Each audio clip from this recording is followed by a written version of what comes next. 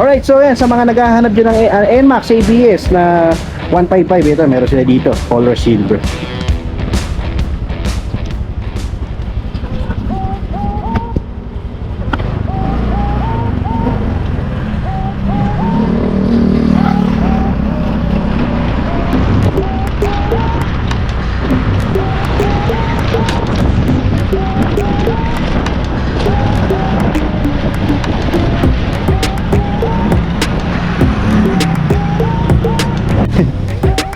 Alright mga karepo, mag-vlog ako ngayon. Nandito ako ngayon sa Minabotas, sa may South Harbor, sa may Yamaha.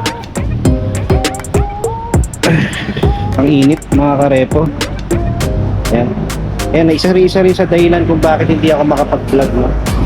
Dahil sa sobrang init. Nahirapan naman akong gumising na maaga kasi gawa ng syempre lagi akong pagod sa trabaho.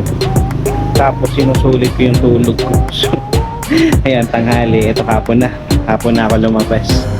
So hindi na rin ako masyado makalayo, kaya medyo malapit lang din na kung napunta ako. So ayan, mag-vlog ako dito, papakita ko sa inyo. Alright, what is up mga karepo? Welcome kayo sa panibagong episode ng Repo Update. So kung ikaw ay mahilig sa motor at naghahanap ka ng mura, second hand at installment na motor, ang channel na to ay para sa iyo. Kaya kung hindi ka pa nakasubscribe, i-click mo na yung subscribe button at notification bell, sa ganun ay ma-notify pa kita sa mga sunod ko pa ilalabas na Repo Update. Sa mga hindi pa nakakaroon na sa episode 14, tama yan, ilalagay ko na sa description para kung gusto nyo panoorin, click nyo na lang. Okay mga karepo, kung magustuhan nyo itong video na ito, please nyo lang like and share button dyan sa baba ng video. At malaya kayo mag-comment sa comment section kung ano ba pagiging opinion nyo sa mga motorsiklo na makikita nyo ngayon sa video ko. At sa mga magtatanong naman dyan ng requirements, kung sakaling mag-avail kayo dito ng installment, ilalagay ko na sa screen yung lahat ng requirements nila, screenshot nyo na lang.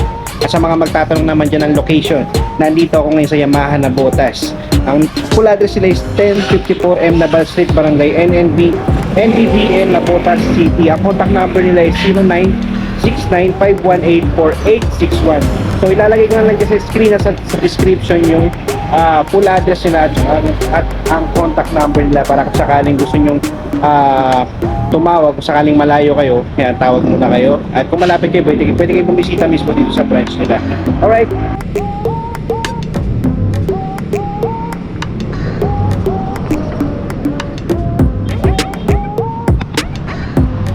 Alright mga repo, nasa mag-start na ako. Ayan, kung makikita niyo yung mga repo nila dito. So ilang beses na rin ako nanggaling dito, pero ngayon mag-update ako ngayon ng mga bagong baba nila dito ng mga repo, no? So kung mapapansin niyo mga karepo, iba dyan wala pang price, pero pwede nyo nang i-reserve yan or pwede nyo rin applyan yan mga karepo kung sakaling yun ay magustuhan nyo yung walang price. Pero yung mga may price, i-check natin yan mga karepo. Okay, so nandito ako ngayon sa Motor Trade Yamaha. Yan, sa South Boulevard na Botas City. Alright, so yan, check natin yung mga repo nila dito. So yan, dito muna tayo mga karepo, no? So, dito meron sila ditong Mio Gear. Yan, sa mga nag-aaral ng Mio Gear, ito meron sila dito. Wala siya nakalagay na price, pero sa condition nito papakita natin, no? Papakita ko sa inyo. Yan, sa fairing siya, kung makikita nyo mga karepo, okay pa naman. Sa mileage nito is nasa 9,000 lang. Medyo sariwa pa mga karepo. Sa headlight niya wala pang basag. Yan, sa shield, sa front fender, sa gulong niya okay na okay pa, makapal pa mga karepo. Alright, so yan, sa mga naghahanap dyan ng Mio Gear na pearl white, to meron sila dito, no? So dito naman mga karepo, no, so meron sila ditong Mio Sporty na kulay matte blue, no. So wala rin siya naka-indicate na price. So check na lang din natin mileage nito at saka yung physical appearance nito, no. Sa fairing siya mga karepo, okay pa naman siya, no. Wala pa naman siyang basag. Stock na stock pa yung seats niya. Tapos sa mileage nito is nasa 4,000 lang. So sariwa pa mga karepo. Tapos yan, makikita niyo yung headlight niya, wala pang basag, makinis pa yung lens niya, pati dito sa signal niya, front fender, pati sa gulong niya makapal pa mga karepo. Pwede niyo pang gamitin na. Alright, so yan, no, sa mga nag-aaral dyan ng Mio Sporty na kulay matte blue, ito meron sila dito. Alright, dito naman mga karepo, no, so meron ditong MIUI 125. So unahin ko na yung mga walang presyo, no. Ito MIUI 125, ang kulay niya is matte blue.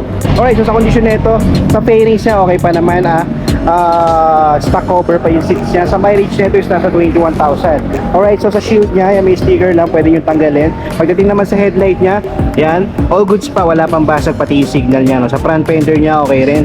Dito sa gulong niya makapal pa mga karepo. Yan, sa mga nag-aaral dyan ng matte blue na MIUI 125, ito meron sila dito. Alright mga karepo, no, so dito naman MIUI 125 ulit. Ito S-variant yata itong ganito, no. Ang kulay niya is glossy black orange. So wala rin siyang price, no. Pero sa condition nito mga karepo, sa fairing fairings niya, okay pa, wala pang basag. Aftermarket na yung cover ng seats niya, pero pwede niyang palitan niya kung sakali. Sa grab bar niya, yan, aftermarket na rin. Meron siyang abang na pang top box. Tapos dito sa mileage niya is nasa 41,000. Alright, so pagdating naman sa shield niya, okay pa naman mga karepo, konting linis lang. Tapos dito sa headlight niya, may mga scratches lang. Yan, may konting lamat lang, pero di pa naman siya totally basag, no. Tapos pagdating sa signal niya, okay na okay pa, may sticker lang siya na smoke.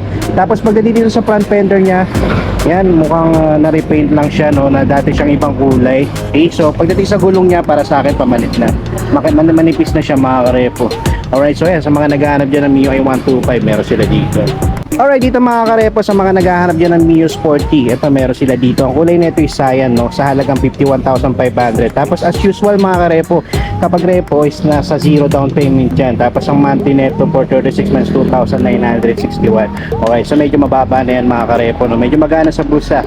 Tapos may rebate pa siya ng 500. Alright, so yan, sa kondisyon naman nito, sa fairings niya, wala kayong problemahin kasi wala pa naman siyang basag. Stock pa yung cover ng seats niya. Tapos pagdating sa mileage is nasa 8,000 lang. Yan, medyo sariwa pa naman mga karepo, no? Tapos dito sa pinaka headlight niya, okay pa, wala pang basag. Dito rin sa signal, yan. Tapos sa front fender, may mga scratches lang dito, pero hindi naman ganun kalalim. Pagdating sa gulong niya, medyo makapal pa. Alright, so yan, sa mga naghahanap dyan ng Mio Sporty na cyan, ito meron sila dito. Dito naman mga karepo, sa mga naghahanap ulit yan ng MIUI 125, ito may presyo, ipapakita ko sa inyo. Ang kulay nito is matte orange, no, to. So yan, sa price niya before is nasa 79,900. So ngayon, nag-markdown na siya, makukuha niya lang siya ng 65,060. Tapos yan, sa monthly niya for 36 months, nasa 3,609. Tapos sa mileage nito is nasa 21,000. Pero yan, sa fairings niya, kung makikita nyo, okay pa naman siya, wala pa naman siyang basag, no. Stock pa yung seats niya, okay pa, wala pang basag. Pagdating sa shield niya mga karepo, yan, sa headlight niya, sa signal niya dito, yan, okay pa naman siya mga karepo. Front fender sa gulong niya, pamalit na siya mga karepo. Alright, so yan, sa mga naghahanap dyan ng MIUI 125 na matte orange, ito meron sila dito. Alright, dito MIUI 125 ulit, pero ang kulay nito is glossy yellow. So yan, sa price nito, medyo malabo na. Alright, so yan, pwede nyo namang alamin dito, no, medyo malabo na, hindi ko na makita mga karepo. So yan, sa appearance na lang yan, no. Pagdating sa mileage nito is 17,000. Sa fairings niya, okay pa naman yung banda dyan, stock pa yung seats niya, wala pang butas. Dito sa shield, okay pa mga karepo. Sa headlight, sa signal, wala nga lang siyang front fender mga karepo, pero sa gulong niya, makapal pa. Alright, so yan, sa mga naghahanap dyan ng glossy yellow na MIUI 125, ito meron sila dito. Dito naman mga karepo, cyan na MIUI 125, no. So yan, no, dati siyang 49,363, tapos nang markdown na siya, ngayon nasa 44,875 na lang siya. Tapos sa monthly niya for 36 months, 2,645. So sa condition nito mga karepo, sa fairings niya, okay pa naman, wala pa naman basag, no. Yan, tawag dito, stock pa yung seats niya, yung cover ng seats niya. Wala nga lang siyang grab bar sa likod. Tapos dito sa mileage is nasa 19,000. Okay, so 19,000 hindi na masama, medyo bago-bago pa yan mga karepo. Alright, so pagdating nga lang dito sa shield niya, meron nga lang siyang issue dito sa headlight niya. Kung makikita niyo, basag na yung headlight niya. Sa signal niya, okay pa naman. Alright, so sa front fender niya, napalitan na. Tapos sa gulong niya, makapal pa. Ayan, magdidepende na sa inyo yan mga karepo. Alright, so yan, sa mga naghahanap dyan ng MIUI 125 na cyan, ito meron sila dito. Ito naman mga karepo, sa mga naghahanap dyan ng Mio Soul Eye 125, ito meron sila dito. Ang kulay nito is matte black, no. So yan, sa price nito is nasa 66,550 siya before. So ngayon makukuha nyo na siya ng 60,500. Alright, so yan, ang monthly niya for 36 months nasa 3,391. Alright, so sa condition nito, sa fairings siya mga karepo, okay pa naman siya, no. Wala nga lang siyang grab bar, stock pa yung seats niya. Sa mileage nito is nasa 34,000. Alright, so wala siyang mirror. Okay, so pagdating naman sa headlight niya, yan, magandang balita dahil okay pa naman yung headlight niya. Wala pa siyang basag, no, pati sa signal, ganun din. Front fender niya, yan, mga minor scratches na sa gulong niya, pwede pa naman mga karepo. So, pero ano na to, pamalit na rin niya. Alright, so yan, sa mga naghahanap dyan ng Mio Soul Eye 125, ito, meron sila dito.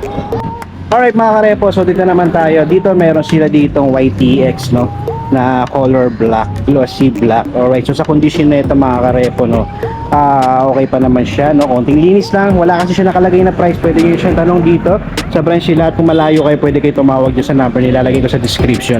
Alright, so sa mileage ng YTX nila is nasa 13,000 lang. So medyo okay pa naman, mababa pa yung tinakbo niyan mga karepo.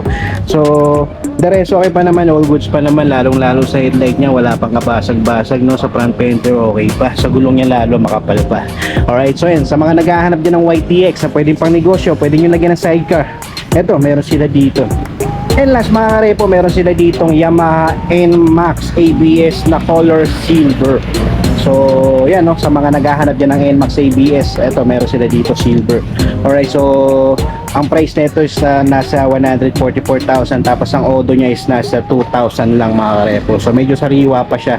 Alright, so sa halagang 144,000. Alright, so sa mga iba pang impormasyon, pwede kayong bumisita dito sa branch nila.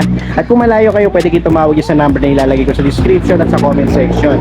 Alright, so para matanong nyo yung mga iba pang impormasyon dito sa mga motorsiklo nila. Alright, so ayan, ipapakita ko lang muna sa inyo yung condition, no, pero para meron kayong idea sa mga motorsiklo na to, no. So dito tayo sa NMAX, no. So ayan, sa appearance niya, kung makikita niyo mga karepo, sa fairings niya, yan, okay pa naman siya mga karepo. Yan. Dito banda sa harap, wala pa naman siyang basag, no. Dito lang sa front fender, yan, kung makikita niyo, meron na siyang basag, no. Pero yan, pwede nyo palitan kung sakaling matripan nyo. Pero pagdating naman sa headlight niya mga karepo, okay pa naman, wala pang basag, pati sa signal niya. Sa gulong din makapal pa. Tapos dito, yan, all stock pa, pati seats niya, stock na stock pa. Yan, sa rear light niya, okay pa, wala pang basag, sa gulong niya makapal pa. Halos okay pa siya mga karepo, no. Stock na stock pa siya.